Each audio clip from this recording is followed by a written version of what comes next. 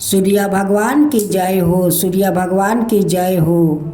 तो दोस्तों, आप सुने सूर्य भगवान का व्रत कथा।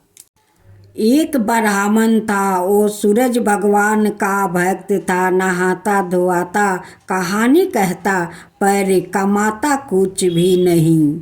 ब्राह्मण घर में रहता तो ब्राह्मणी बार बार कमाने के लिए परेशान करती। बाहर कहीं जाता तो अड़ोसी पड़ोसी भी उसे निकम्मा कहकर अपमानित करते। एक दिन वो नहा धोआ कर अपने पूजा की सामग्री लेकर वो जंगल में चला गया। वहाँ एक सूखे पीपल के पेड़ के नीचे बैठकर पूजा पाठ करने लगा और सूरज भगवान की कथा कहने लगा। वहाँ पीपल के पास एक सूखा सा तालाब भी था। उसमें थोड़ा सा ही पानी था। उसी पानी से लोटा भर कर सूर्य भगवान को जल चढ़ाया।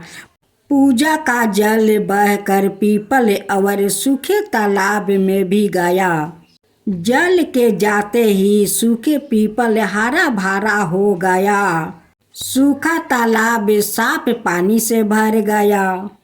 उस जल में सूर्य भगवान दिखाई देने लगे और कहने लगे, ब्राह्मण मांग तू क्या मांगता है। ब्राह्मण ने सुना तो घबरा गया। सोचने लगा, लगता है पीपल में कोई भूत प्रेत है। रोज जब वो पूजा करता तभी आवाज आती। सुन सुन कर वो चिंता के कारण दुबला होने लगा। ब्राह्मणी कभी कभी ब्राह्मण से मिलने जंगल आती। उसने ब्राह्मण से पूछा, आप दिन पर दिन दुबले पतले क्यों हो रहे हो। तब ब्राह्मण ने सारा हाल बताया। तब ब्राह्मणी ने कहा, आज के बाद ही आवाज आता है तो मुझे तो लगता है कि सूर्य भगवान सवाई आते हैं। इस बार जब आवाज आए तो तुम सब कुछ मांग लेना। इस बार जब आवाज आए तो तुम सब कुछ मांग लेना। ब्राह्मण ने बोला, कैसे मांगूं? ज़्यादा कुछ कहना होगा तो मैं तो भूल ही जाऊंगा। कोई ऐसी उपाय बताओ जिससे कम शब्दों में ज़्यादा सा मिल जाए।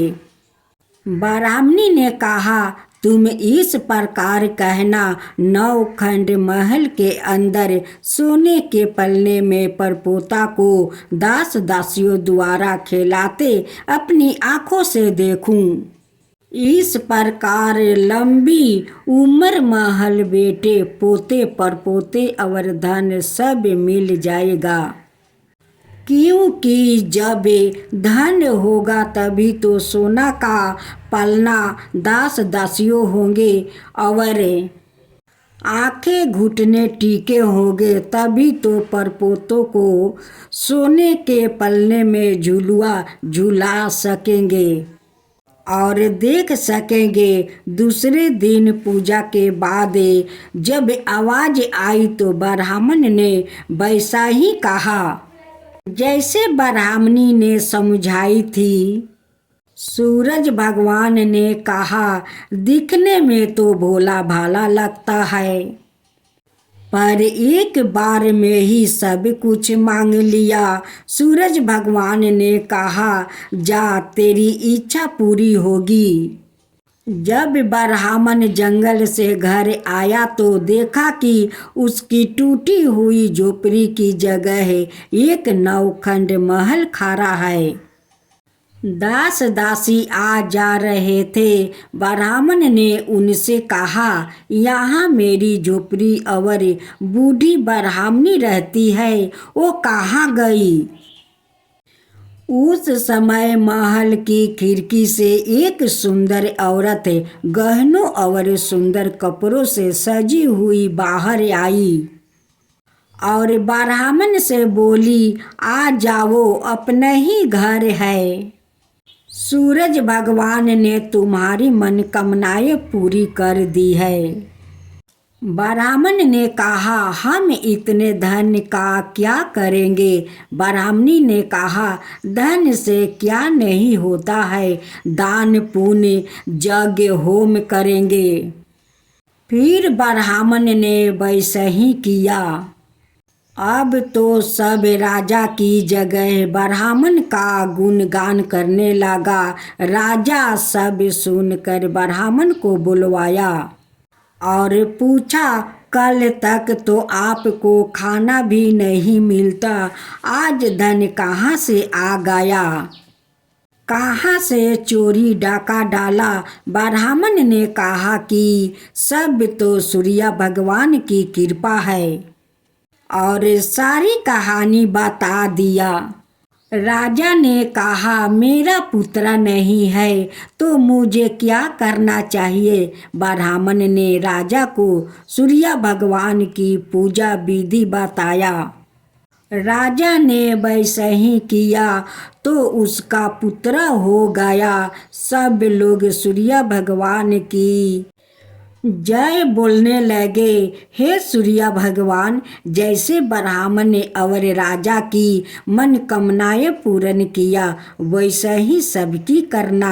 कहानी कहने वाला की, कहानी सुनने वालों की सबकी मनोकामनाएं पूर्ण करना।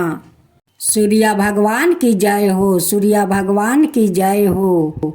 एक बुढ़िया माई थी कि तुलसी के गमले के नीचे बैठकर कहती, तुलसी तू रानी, तू खादाती, तू श्री कृष्णा के प्यारी, बिलरा सींचू तेरे, तू कर निस्तार मेरा। चटक की चाल दीजो, बैकुंठ का बास दीजो, एकादशी का दिन दीजो, कार्तिक मास का महीना दीजो। अब तो तुलसी माई सूखने लगी तो श्री कृष्णा जी आए। बोले, तुलसी माई तू क्यों सूखने लगी? तो तुलसी बोली, एक बुढ़िया माई आती है, वो कहती है, तुलसी रानी तू सुख दाती, तू श्री कृष्णा की प्यारी, बिलरा सींचू तेरे, तू कर निराला मेरे। चटक की चाल दीजो, पटक की मौत दीजो, श्री कृष्णा का कंधा दीजो, बैकुंठ का बास दीजो, एकादशी का दिन दीजो, कार्तिक महीना दीजो, सब कुछ तो मैं दे दूंगी, लेकिन तुम्हारी कंधा कहाँ से दूंगी? कृष्णा जी बोले, तू फिक्र मत कर, मैं सब देख लूंगा।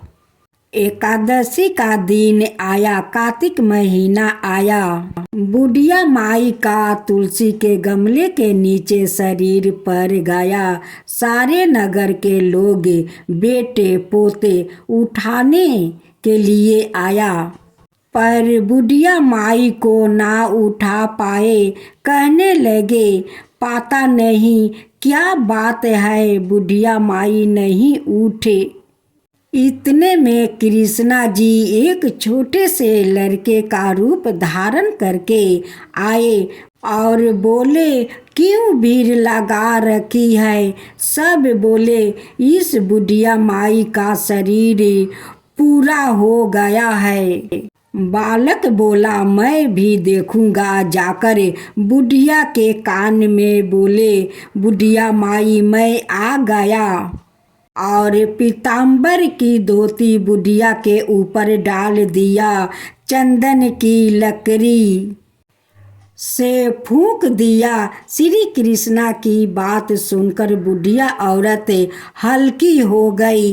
बुढ़िया औरत को मुक्ति मिल गई और वो श्री कृष्णा के कंधे पर बैकुंठ धाम चली गई। ये कहानी जो भी पढ़ेगा वो सुनेगा, उसको भी श्री कृष्णा और माँ तुलसी माता की कृपा से स्वर्ग में स्थान मिलेगा। जय माँ तुलसी, जय माँ तुलसी, जय कृष्णा भगवान, जय कृष्णा भगवान।